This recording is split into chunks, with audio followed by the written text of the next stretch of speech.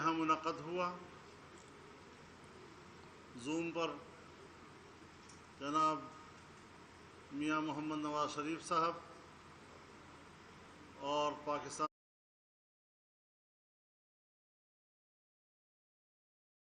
اور جناب محمود خان اچکزئی شریک ہوئے. ایک طویل عرصے کے بعد پی ڈی ایم کا اجلاس ہوا ہے سربراہی، اور ملک کی جو صورتحال ہے اس پر بڑی سنجیدگی کے ساتھ غور کیا گیا. لیکن آپ کو یہ بتا دوں کہ پی ڈی ایم کا اجلاس ابھی جاری ہے اور چند روز مزید جاری رہے گا انشاءاللہ. اس میں حکمران اتحاد میں شامل دوسری تمام جماعتیں بھی شریک ہوں گی اور سیاسی صورتحال پر ان کی رائے لے کر ایک مشترکہ حکمت عملی اور مشترکہ رائے قائم کی جائے گی. آج کے اجلاس میں اس بات کو واضح کر دیا گیا ہے کہ الیکشن اپنے وقت پر ہوں گے، حکومت اپنا وقت پورا کرے گی انشاءاللہ العزیز، اور عمران خان کے گزشتہ 3.5 سالوں کا گند ایک سال میں صاف کرنا مشکل ہے. الیکشن ہوں گے وقت پر، آئندہ 5 سالوں میں ہم انشاءاللہ ان کے تمام گند کے کچرے کو صاف کر دیں گے. ہم ان کے جھوٹے بیانیے کو شکست دیں گے. صبح کچھ بولتا ہے تو شام کو کچھ بولتا ہے، قوم کو گمراہ کر رہا ہے، نوجوانوں کو گمراہ کر رہا ہے، اور سمجھتا ہے کہ جھوٹ کی اساس پر پاکستان کی سیاست اوپر جائے گی. سوال ہی پیدا نہیں ہوتا. انشاءاللہ ہم اس ملک کو بچائیں گے، اس کے مستقبل کو بچائیں گے. اس کے اقتصاد کو بہتر بنانا ایک بہت بڑا چیلنج ہمارے لیے بنا ہوا ہے، اور انشاءاللہ ہم قوم کو اطمینان دلائیں گے کہ ملک کی معیشت اس حد تک خراب ہونے کے بعد کس طرح بحال کی جاتی ہے.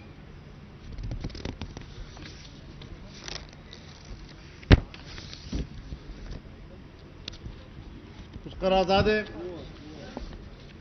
آج کے اجلاس میں ہوئی ہیں،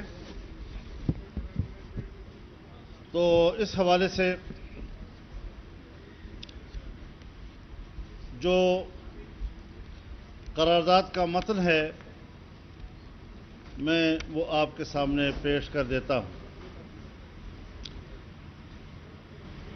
پی ڈی ایم کے سربراہی اجلاس میں جمعرات کو یعنی آج کا دن متفقہ طور پر منظور کردہ قرارداد میں وفاقی حکومت سے کہا گیا ہے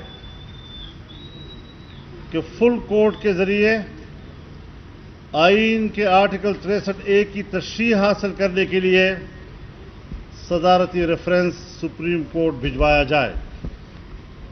قرارداد میں کہا گیا ہے کہ اجلاس یہ قرار دیتا ہے کہ دستور پاکستان 1973 میں مقننہ انتظامیہ اور عدلیہ کے اداروں کو ریاستی اختیارات تفویض کیے گئے ہیں. آئین میں واضح طور پر ادارے کی ذمہ داری اور اس کا دائرہ کار متعین کیا گیا ہے. کوئی ادارہ دستور کے تحت کسی دوسرے کام میں مداخلت نہیں کر سکتا اور نہ ہی کسی دوسرے ادارے کی ذمہ داری کو خود سر انجام دے سکتا ہے. اجلاس کی متفقہ رائے ہے کہ آئین کے آرٹیکل 63A کی تشریح کے حالیہ عدالت عظمیٰ کے فیصلے سے شدید ابہام، افراتفری اور سیاسی بحران پیدا ہوا ہے، اور یہی سیاسی بحران پاکستان میں معاشی بحران کا سبب بن رہا ہے.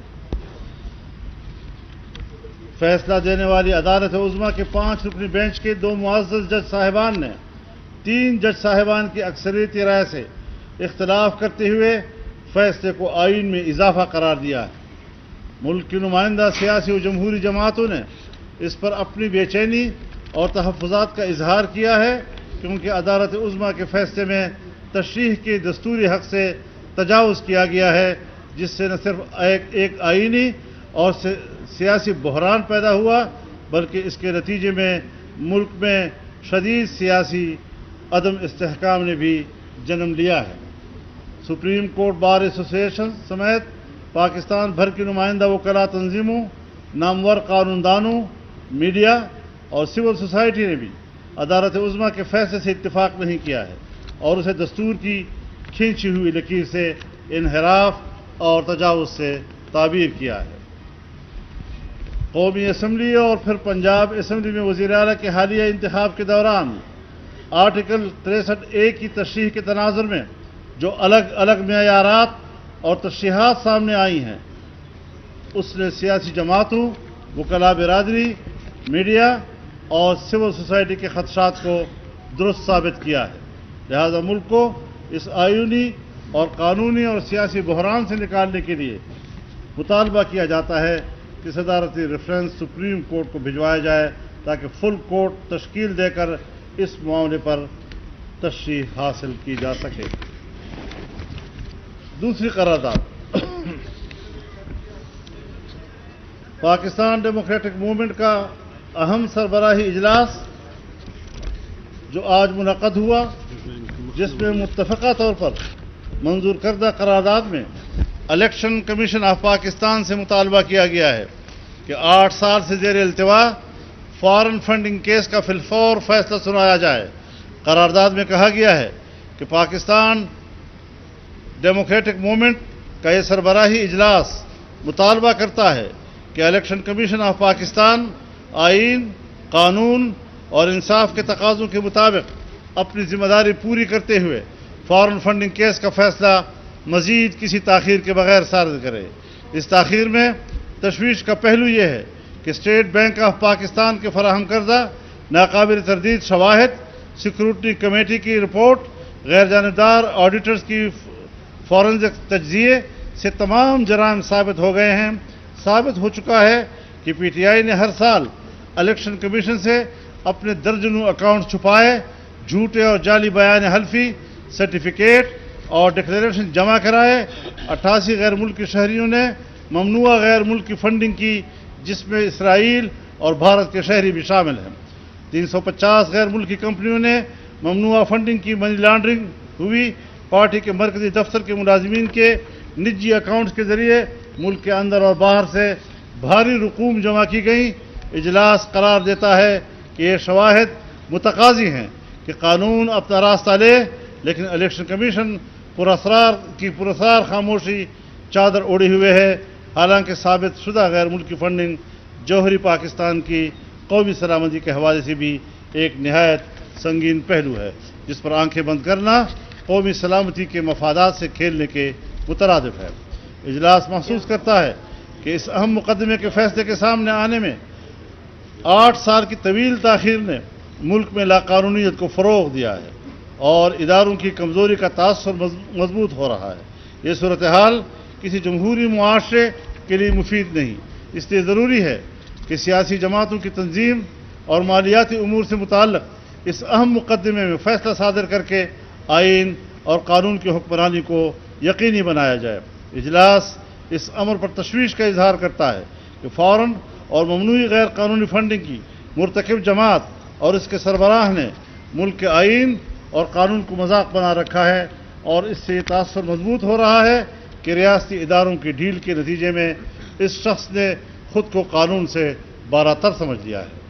इस केस में फौरी फैसला आना इसलिए भी ज़रूरी है ताकि ये साबित हो सके कि पाकिस्तान में आइन और कानून की हुक्मरानी और ताकतवर मुजरिम कानून के ताबे है। ये 2 करारदादें हैं, और इसके साथ साथ इस वक्त पाकिस्तान भर में, बलूचिस्तान में, खैबर पख्तूनख्वा में, कराची में और दूसरे पंजाब के इलाकों में जो सैलाबी रेले आए हैं, और जिससे दर्जनों हमारे पाकिस्तानी भाई शहीद भी हुए हैं, ज़ख्मी भी हैं, हज़ारों की तादाद में लोग बेघर हैं, हज़ारों की तादाद में मवेशी जो है वो हलाक हो चुकी है। لوگ بے روزگار ہو گئے ہیں، تو آج کے اجلاس نے ان کے ساتھ یکجہتی کا اظہار کیا، ہمدردی کا اظہار کیا اور حکومت کو مشورہ دیا ہے کہ وہ ان کے تمام قرضے معاف کرے، ان کو آفت زدہ علاقہ قرار دے اور اس حوالے سے انہیں تمام مراحت ان کو دیے جائیں۔ زیر قرضی سے میں آتے ہیں سارے۔ بہت شکریہ آپ حضرات کا جناب والا، جناب والا۔ باری باری ایسے نہیں، ایسے نہیں، خالد صاحب آپ بات کریں، ایسے نہیں، خالد صاحب بات کریں۔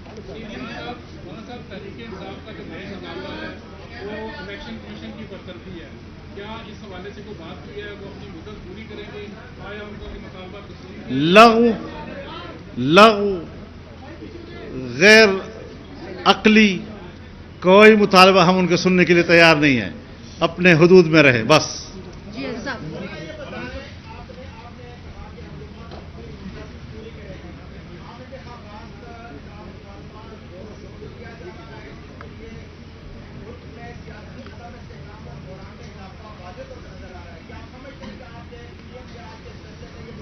دیکھیے میں گزارش کروں آپ سے، ہم ان کے پاور کو سمجھتے ہیں۔ سوشل میڈیا فیک اکاؤنٹس پر ان کا پورے پروپیگنڈے کا دار و مدار ہے۔ ایک جھوٹی خبر کے پیچھے 1000 لائکس فیکس ڈال دیتے ہیں اور وہ سمجھتے ہیں کہ شاید یہ عوام کی آواز ہے۔ ہم عوام کی آواز کو جانتے ہیں، ہم عوام کی آواز میں رہتے ہیں اور ہم ان کے یہ جو چھوٹی موٹی تتلیاں آگے پیچھے ہوتی ہیں، ان کی کوئی حیثیت نہیں ہے۔ مضبوطی سے اور سنجیدگی کے ساتھ، بڑے خود اعتمادی کے ساتھ ہم فیصلے کریں گے اور ہم آگے بڑھیں گے انشاءاللہ۔ عثمان، ایک منٹ میں دے رہی ہوں جی عثمان۔ مولانا صاحب، آپ الیکشن کمیشن سے مطالبہ کر رہے ہیں عمران خان کے خلاف ایکشن لے، ان کے ایسے بہت سارے ایسے جرائم ہیں جس کے اوپر حکومت کی بھی ذمہ داری ہے کہ وہ بھی ایکشن لے، حکومت ایکشن کیوں نہیں لے رہی ہے؟ جس طرح اس سلسلے میں حکومت کے اندر حکومتی سطح پر کچھ فیصلے ہوئے ہیں اور وہ 1-2 دن کے میں سامنے آ رہے ہیں۔ وہ سارے بڑے بڑے جرائم، یہ جرم کا مگرمچھ ہے۔ اس سے بڑا مجرم پاکستان کی تاریخ میں شاید آپ کو ملے گا ہی نہیں، جو قانون سے اپنے آپ کو بالاتر سمجھتا ہے، اب اس کے گریبان میں ہاتھ پڑے گا۔ اور ایسا آسان نہیں ہے کہ وہ ان چیزوں کو ہضم کرے گا۔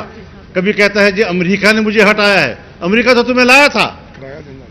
حافظ صاحب، اور آپ کے گھر کا مکان کا E7 میں کرایہ 8-9 سال تک دیتا رہا ہے، اور جس نے یہ بات کہی ہے وہ کہتے ہیں میں عدالت میں جانے کے تیار ہوں ان کے ساتھ۔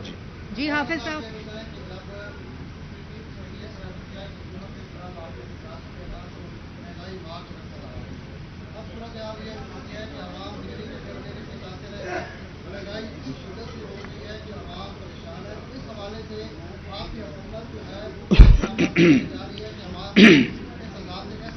میں گزارش کروں آپ سے، ہم نے اس حکومت کو ہٹانے سے 1 سال پہلے جلسوں میں کہا تھا، میں نے خود کہا تھا کہ مسئلہ جو معاشی بحران پیدا ہوا ہے یہ بڑا چیلنج نہیں ہے، ملک کو دوبارہ معاشی طور پر اٹھانا یہ بڑا چیلنج ہوگا، اور وہی ہم دیکھ رہے ہیں کہ کس طریقے سے کیا کیا مشکلات ہمیں درپیش ہو رہی ہیں، اور ہم آج میں کم از کم آپ سمجھیں گے کہ شاید وہ اپنے اندر کی کمزوری بتا رہا ہے، لیکن اب بھی بیوروکریسی کے اندر وہ عناصر موجود ہیں جو حکومتی فیصلوں کو ناکام بنانے کی کوششیں کر رہے ہیں اور پرانے نظام کے تسلسل ہیں۔ ان سب کے لیے ہم نے کہا ہے کہ اس کا فوراً علاج ہونا چاہیے۔ مولانا یہ بتائیں کہ ایک تو آپ نے کہا کہ پی ڈی ایم کا اجلاس جاری رہے گا اور اس میں دیگر جماعتیں بھی شریک ہوں گی، کیا آپ پیپلز پارٹی کو واپس پی ڈی ایم میں شامل کر رہے ہیں اور دیگر جو اتحادی جماعتیں ہیں حکومت کی ان کو بھی شامل کر رہے ہیں؟ ایک تو یہ میرا سوال ہے، اور دوسرا یہ بتا دیں کیا آپ کی کوئی سسٹم میں مداخلت ہو رہی ہے، کیونکہ اب تک تو یہی موقف رہا ہے کہ سب نیوٹرل ہیں، کیا مداخلت آپ نے جو بات کہی ہے میں اس کو ذرا ایک اور پہلو سے جواب دینا چاہتا ہوں جی۔ ایک تو سردست یہی فیصلہ ہوا ہے کہ اگلا اجلاس جو ہمارا ہوگا اس میں تمام حکومتی اتحاد کے اراکین سارے شامل ہوں گے، نمبر 1۔ نمبر 2 یہ کہ ملک کی معیشت سے براہ راست جن محکموں کا تعلق ہے ان کو فوراً ہدایات دی جا رہی ہیں کہ وہ منگل کو اور بدھ کو ہمیں بریفنگ دیں اور اپنی کارکردگی ہمیں بتائیں تاکہ ہم ان پر ان کی مزید آگے رہنمائی کر سکیں۔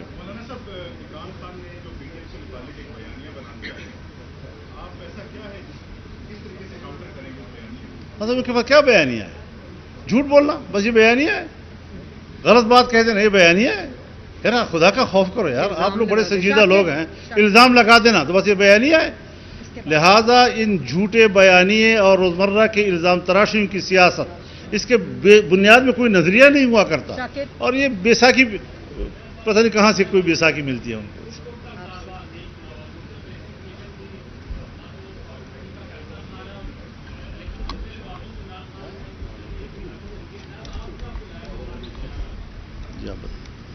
جی بہت شکریہ. مائک بند ہو گیا تو کہاں سے آن کروں اس کو؟ جی آ رہی ہے آواز؟ اوکے. بسم اللہ الرحمن الرحیم. آپ نے بڑا پرٹیننٹ سوال پوچھا, اور آئی تھنک فل کورٹ کا مطالبہ اس لیے ریجیکٹ ہوا کیونکہ اس قسم کا یک طرفہ ناانصافی پر مبنی فیصلہ آنا تھا. اور اگر فل کورٹ بن جاتا تو خوف تھا نا, اس وجہ سے فل کورٹ نہیں بنایا, کیونکہ یہ ناانصافی کرنی تھی, کیونکہ یہ لاڈلے کو نوازنا تھا, کیونکہ یک طرفہ فیصلہ کرنا تھا جس میں انصاف کا قتل ہوا ہے. تو ظاہر ہے فل کورٹ میں تو بہت معزز جج صاحبان شامل ہیں جو آنیسٹ ہیں, جن کی شہرت داغدار نہیں ہے, تو ان کی موجودگی میں اس قسم کا فیصلہ کرنا وہ مشکل تو نہیں میں کہوں گی, ناممکن ہو جاتا. اس لیے فل کورٹ نہیں بنا.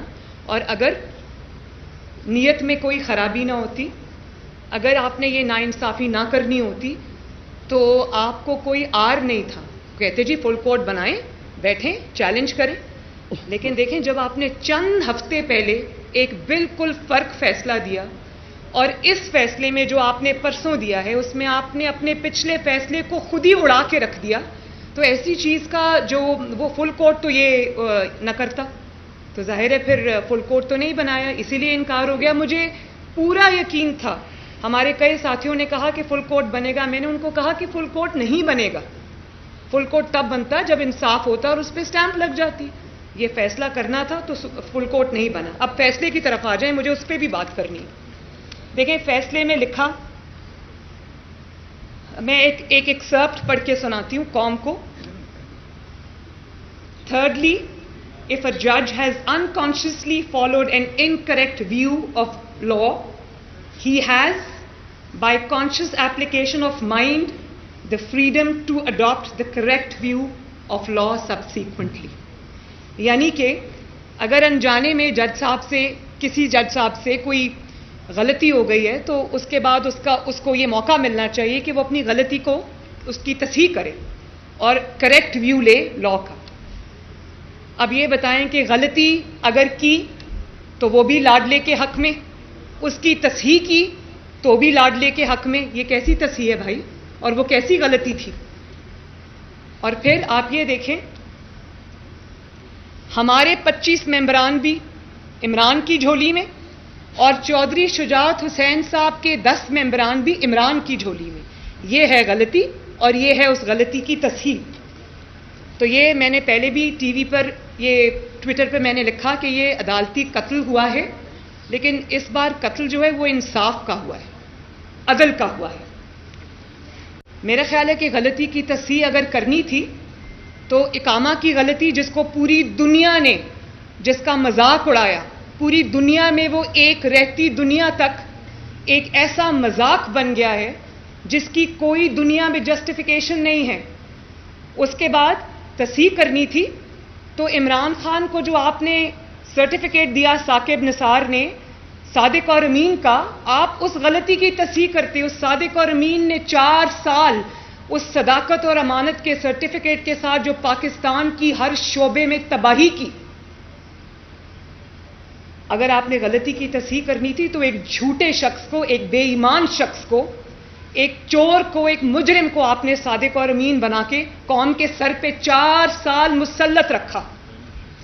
غلطی کی تصحیح آپ نے کرنی تھی تو آپ جو شوکت عزیز صدیقی صاحب کا ایک بہت سٹارٹلنگ ریولیشن تھا جس نے سب کچھ ایکسپوز کر کے رکھ دیا, آپ ان کی سنتے. وہ ریٹائر ہو گئے لیکن ان کی بات کسی نے نہیں سنی. سپریم جوڈیشل کونسل میں آج بھی ان کا مقدمہ جو ہے نا وہ نہیں سنا جا رہا. وہ شخص اپنی نوکری کی مدت پوری کر کے چلا گیا. تصحیح کرنی تھی تو ارشد ملک صاحب نے اتنا بڑا آن ریکارڈ بیان دیا کہ نواز شریف کے ساتھ جتنی بھی زیادتی ہوئی، جو ناانصافی ہوئی، وہ مجھے بلیک میل کر کے لی گئی. تصحیح کرنی تھی تو اس کی کرنی تھی. آپ بھلے معافی نہ مانگتے، نواز شریف صاحب سے ان کی ہوئی زیادتیوں پر دوربینیں لگا کر آپ دیکھتے رہے کہ نواز شریف کے خلاف دنیا بھر میں کوئی ثبوت مل جائے. وہ آپ کو نہیں ملا کیونکہ ثبوت تھا ہی نہیں. ثبوت اس لیے نہیں تھا کہ گناہ تھا ہی نہیں، جرم تھا ہی نہیں. لیکن آپ نے وہ نواز شریف صاحب کے ساتھ زیادتی کو برقرار رکھا، بلکہ بجائے اس کے کہ تصحیح کرتے آپ زیادتی در زیادتی کر رہے ہیں. اور آپ نے کس طرح کل پرسوں نواز شریف کے ساتھ پھر زیادتی کی وہ بھی سن لیں. پہلے جب نواز شریف جماعت کا سربراہ ہے اور اگر اس کا کوئی مقدمہ آتا ہے عدالت میں تو عدالت یہ تعویلیں دیتی رہتی ہے، جسٹیفیکیشنز دیتی رہتی ہے کہ پارٹی کا سربراہ یا پارٹی ہیڈ ہی سب کچھ ہوتا ہے، اس کے علاوہ اور کوئی کچھ نہیں ہوتا. اور جب لاڈلے کی باری آتی ہے تو چند ہفتوں کے بعد ہی آپ کہتے ہیں کہ پارٹی ہیڈ کچھ نہیں ہوتا، جو ہوتا ہے وہ پارلیمانی پارٹی ہوتی ہے. یہ اس قسم کی باتیں تو کوئی بچے بھی نہیں کرتے آج کل. بہت حیران کن. میں آنیسٹلی جب یہ فیصلہ آیا تو میں یہ دل میں سوچ رہی تھی کہ چیف جسٹس صاحب آپ کیا کر بیٹھے اپنے ساتھ. ہمیں تو عادت ہو گئی ہے اس قسم کے فیصلوں کی. ہمارا تو ووٹ بیس بھی چارج ہو جاتا ہے، ہمارا ورکر کھڑا ہو جاتا ہے، ہمیں فائدہ ہوتا ہے. لیکن کس کو نقصان ہوا؟ میں نے اس دن اپنی پریس کانفرنس میں بھی کہا تھا کہ کوئی توہین عدالت ادارے کے اندر سے نہیں، باہر سے نہیں ہوتی. میں ادارے کی توہین نہیں کر سکتی، مولانا صاحب نہیں کر سکتے. ادارے کی توہین ادارے کے اندر سے ہوتی ہے جب اس قسم کے فیصلے آتے ہیں. پھر اس کے بعد عدالت کا کام ہے آئین کی تشریح کرنا، آئین سازی کرنا عدالت کا کام نہیں ہے. اور اگر آپ نے آئین سازی کرنی ہے جو کہ آپ نے کی تو آپ پارلیمنٹ کو تالا لگا دیں. اگر آپ نے وزیر اعلیٰ اور وزرائے اعظم آپ نے مقرر کرنے ہیں تو آپ اسمبلیوں کو، پارلیمنٹ کو، پنجاب اسمبلی کو تالا لگا دیں.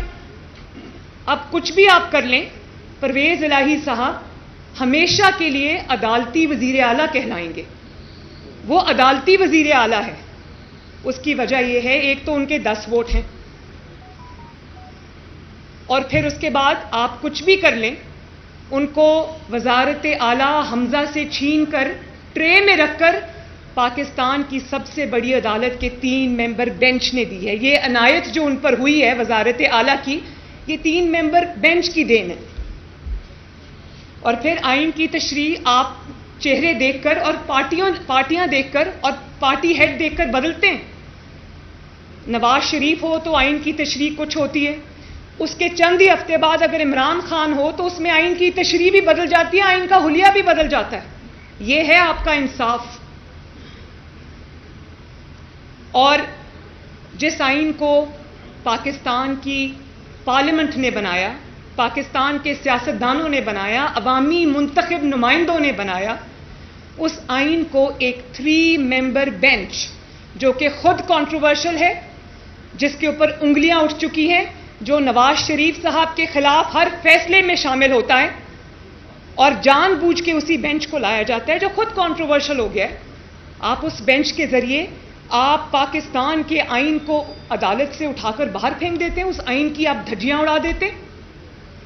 تو اگر آپ یہ سمجھیں گے کہ اس قسم کے فیصلے ہم سر جھکا کر قبول کر لیں گے تو ایسا نہیں ہوگا. ہم اس آئین کے رکھوالے ہیں. اگر تالا لگانا ہے تو لگائیں پھر پارلیمنٹ کو.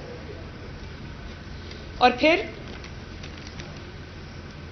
ڈیپٹی اسپیکر اگر مسلم لیگ نون کا ہو تو وہ ڈیپٹی اسپیکر کو عدالت میں کٹہرے میں بلا کر کھڑا بھی کیا جائے گا، اس کی رولنگ بھی غلط قرار دے دی جائے گی. لیکن ڈیپٹی اسپیکر اگر عمران خان صاحب کا ہو تو عدالت اس کو بالکل نہیں بلائے گی، بلکہ عدالت قاسم سوری کو جال سازی کرنے کے اوپر 2.5 سال سے سپریم کورٹ آف پاکستان نے اسٹے دیا ہوا ہے. یہ ہے تفریق، یہ ہے ڈسکرمنیشن، یہ ہے عدالتی جس کو کہتے ہیں نا انصافی.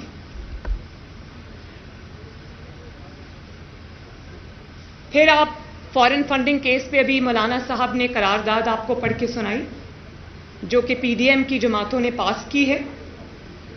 پاکستان میں ایک ہی چیز محفوظ ہے اور الحمدللہ ہر چیز سے محفوظ ہے. ایک ہی چیز محفوظ ہے پاکستان میں, وہ فورن فنڈنگ کا فیصلہ ہے. 8 سال کی تاخیر. سوچیں ہمارے لیے, مطلب میں اور نواز شریف صاحب جس کے نتیجے میں اقامہ نکلنا تھا, باپ اور بیٹی 10 مہینے روز, sometimes 5 days a week, sometimes 6 days a week جج بشیر کی نیب عدالت میں اسلام آباد جاتے رہے. میں اور نواز شریف صاحب صبح 4:30 بجے لاہور سے نکلتے تھے اور 8:30 بجے عدالت پہنچتے تھے, روز بلا ناغہ 8-10 مہینے, جبکہ میری ماں بیمار تھی اور ڈیتھ بیڈ پہ پڑی تھی. اور یہ 8 سال سے اس میں تاخیر ہو رہی ہے. جھوٹ پر جھوٹ بولا جاتا رہا. $7.5 ملین کی ممنوعہ فنڈنگ لی, 350 انٹرنیشنل کمپنیز سے ممنوعہ فنڈنگ لی, جس میں بھارتی اور اسرائیلی شہری شامل ہیں. اب یہ بھی پاکستان کی تاریخ کا پہلا واقعہ ہے. آپ صرف, میں یہاں کیونکہ مولانا صاحب کھڑے ہیں, میں اپنی بات چلے چھوڑ دیں. اگر میں مولانا صاحب کی بات کروں, خدا نہ خواستہ مولانا صاحب نے یہ فنڈنگ اسرائیل سے اور بھارت سے لی ہوتی اور پاکستان کی اور دنیا بھر کی 350 کمپنیز سے ممنوعہ جعلی طریقے سے, پتہ نہیں وہ کیسا پیسہ تھا جو آیا تھا, ڈالرز میں آیا تھا, وہ لی ہوتی, تو کیا ہمارے ساتھ یہی برتاؤ ہوتا جو اب ہو رہا ہے؟ اس کی جگہ نواز شریف صاحب ہوتے, میں ہوتی, تو کیا ہوتا؟ وہ ایسا سلوک ہوتا کہ سوچ کے انسان کے رونگٹے کھڑے ہو جائیں. ابھی اقامہ تھا تو آج تک سزا پہ سزا, آج تک اقامے پر الیکٹڈ پرائم منسٹر کو نکال دیا اور پھر وہاں پر دل کو تسلی نہیں ہوئی, ان کی پریزیڈنٹ شپ پارٹی کی بھی چھین لی, کیونکہ اس وقت پارٹی صدارت ہی سب کچھ ہوا کرتی تھی. اب تو سنا ہے کہ پارلیمانی پارٹی معتبر ہو گئی ہے. پھر ہر سال ای سی پی سے جھوٹ بولتا رہا, جھوٹے سرٹیفکیٹس جمع کراتا رہا, جھوٹی ڈیکلریشنز جمع کراتا رہا, اپنے غیر ملکی اکاؤنٹس چھپائے, ملازموں کے نام پر پیسے منگواتا رہا, ان کے اکاؤنٹس میں پیسے منگواتا رہا خفیہ طریقے سے. اور پھر جب ای سی پی نے سوال کیا تو کہا اپنے چند لوگوں کے نام لے کر, پارٹی کے ان کے سینئر ممبران ہیں, ان پہ ڈال دیا سارا کچھ. حالانکہ غضب خدا کا کہ سارے جو کام ہوئے ہوئے ہیں فورن فنڈنگ میں عمران خان کے سگنیچرز کے ساتھ ہوئے ہوئے, اس کے دستخط ہیں موجود. کس طرح وہ اس سے آنکھ چرا سکتا ہے یا کس طرح مظلوم بن سکتا ہے؟ میں فورن فنڈنگ کیس کا فیصلہ قوم کے سامنے جلد از جلد لانے کا مطالبہ کرتی ہوں. میں الیکشن کمیشن آف پاکستان سے یہ مطالبہ کرتی ہوں کہ جو خفیہ اکاؤنٹس اس نے آج تک خفیہ رکھے ہوئے وہ قوم کے سامنے لائے جائیں.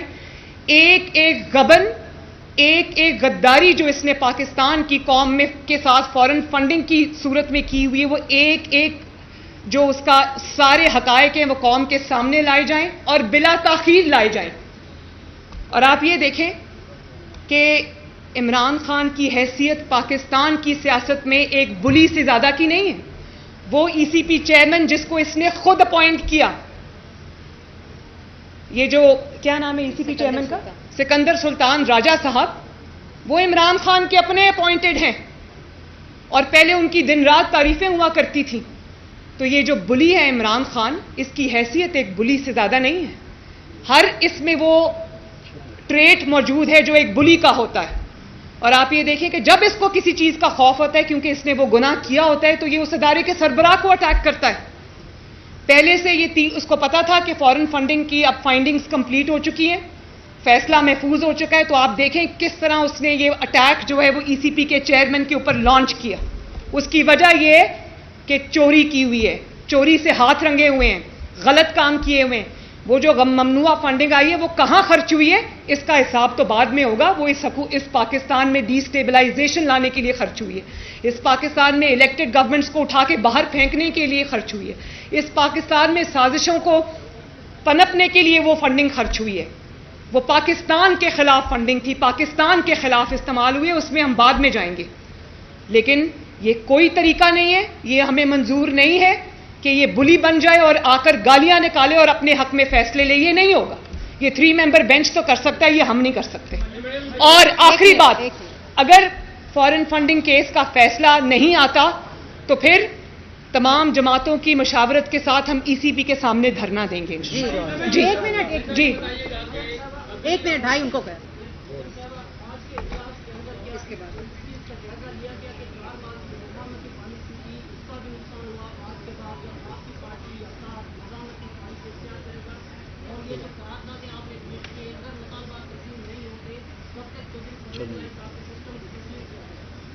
دیکھیں میں نے ابھی کہہ دیا کہ چودھری پرویز الہی کی حیثیت ایک عدالتی وزیر اعلیٰ سے بڑھ کے کچھ بھی نہیں ہے, اور 10 ممبرز کا کوئی خاص نہیں ہوتا. 10 ممبرز ادھر جاتے ہیں تو ادھر بھی آ سکتے ہیں. اگر ایسی ہی پالیٹکس کرنی ہے تو وہ ہمیں انشاءاللہ تعالیٰ زیادہ بہتر آتی ہے. لیکن جو آپ نے مفاہمتی اور مزاحمتی کی بات کی وہ ذرا سن لیں کہ اگر آپ کے ساتھ ظلم ہوگا, اگر آپ کے ساتھ زیادتی ہوگی, اگر آپ کو لیول پلینگ فیلڈ نہیں ملے گی, اگر قومی ادارے عمران خان کے لیے اداروں کے وقار کو سٹیک پہ لگائیں گے بلکہ قربان کریں گے, تو ہمارا فرض ہے اس کے لیے مزاحمت کریں. یہ ہماری ذات کا مقصد نہیں ہے, یہ پاکستان کا قومی ایجنڈا ہے, قومی مقصد ہے. اس میں یہ کھلواڑ ہم نہیں ہونے دیں گے, مزاحمت کرنی ہی پڑے گی. یہ جب ظلم ہوتا ہے, ظلم کو سہنا ظلم سے بڑا ظلم ہے. جی میڈم یہ بتائیے گا کہ چودھری شجاعت حسین نے آپ کا کھل کر ساتھ دیا, لیکن آج ان کی پارٹی نے ان کے عہدے سے خود ہٹایا ہے. کیا چودھری شجاعت حسین کو پھر آپ اپنی جماعت میں جمہوریت کی دعوت دیں گے؟ اور اس کے ساتھ ساتھ یہ بتائیے گا کہ پنجاب کی ایک سیکنڈ, لیکن مریم اورنگزیب صاحبہ کہہ رہی ہیں کہ اس کی تردید آ گئی ہے جماعت کی طرف سے. پنجاب کی صورتحال پر کیا حکمت عملی اختیار پی ڈی ایم کر رہی ہے؟ کیا تحریک عدم اعتماد لانے کی کوشش کی جا رہی ہے؟ اس حکومت سے وہ جب ہم وہاں تک آئیں گے تو آپ کو اطلاع کریں گے. آخری سوال. جی مولانا صاحب کہہ رہے ہیں کہ اٹک پار سے مداخلت ہو رہی ہے, اور آج جو جوڈیشل کمیشن کا اجلاس ہوا ہے اس میں جو 5 ججز ہیں ان کو آج اس سے مسترد کر دیا گیا پی ایف سے, اور یہ الزام لگایا جا رہا ہے کہ جسٹس قادر فائز عیسیٰ نے حکومت کے ساتھ مل کر یہ سرحد ہوئی ہے. یہ بتائیے گا یہ جو سارا فیصلہ ہے اس کے پیچھے کوئی مداخلت تو نہیں ہے, کوئی بیک ڈور؟ دیکھیں, آپ نے بات کی کہ وہ 5-4 سے جو فیصلہ آیا ہے, مجھے خوشی ہے اس بات کی کہ وہ جو ایک anti P M L N گروپ بنانا چاہتے تھے سپریم کورٹ کے اندر, اس کو آج شکست ہوئی ہے. وہ کسی اگر پارٹی کو پروموٹ کرنا چاہتے تھے, کسی کے خلاف ایک گروپ بنانا چاہتے تھے, مجھے خوشی ہے کہ وہ ریجیکٹ ہوا ہے آج. جی بس آخری سوال پلیز.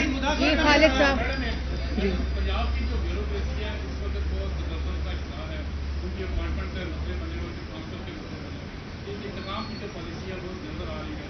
شاید جو ماضی میں ان تمام افغان انتظامی کارروائی کے نظر بنائے ہیں.